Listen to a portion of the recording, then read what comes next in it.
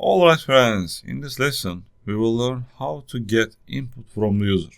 So, if I want to receive input from the user, what should I do? Unlike some other programming languages, this is a little bit complicated in Java. In Java, we need to import a class for this process. So what's this class? It's called Scanner class. Scanner. So first we give our message to the user.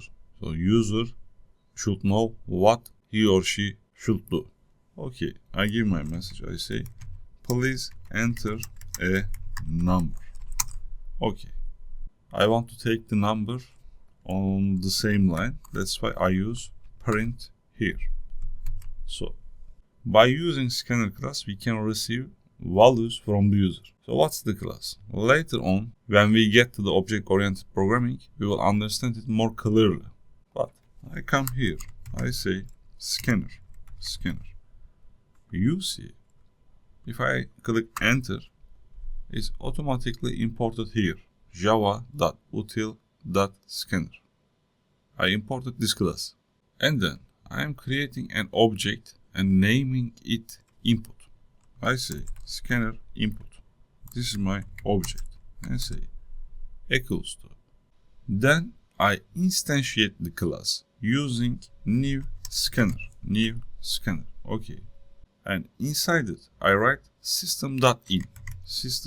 System.in. Okay. So now using this input, I can receive input from the user. Like I said, in Java, this is the proper way to do it. We can only handle input this way. So, what did I do here? I create an object.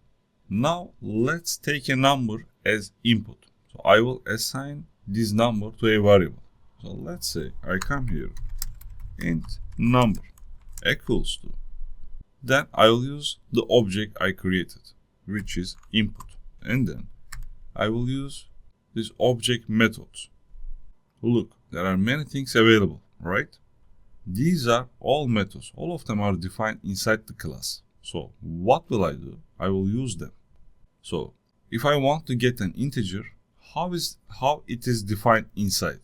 It's defined as next int. Okay. So it means I will use next int method to get a number. So I will use this to get the input, the value I received from the user. So I assigned to the variable called number. So to print the value, I can use system.out.print or println.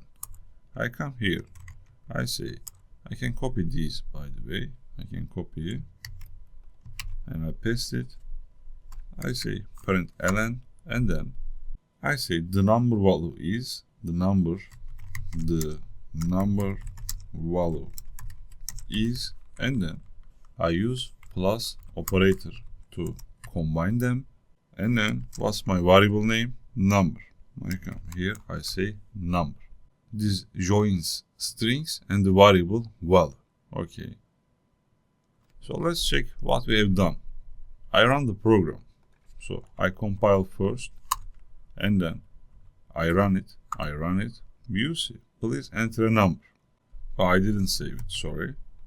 I run again. You see, please enter a number. I say 5. You see, the number value is 5 appears on the screen. I can give a space here. So I save it. I run again.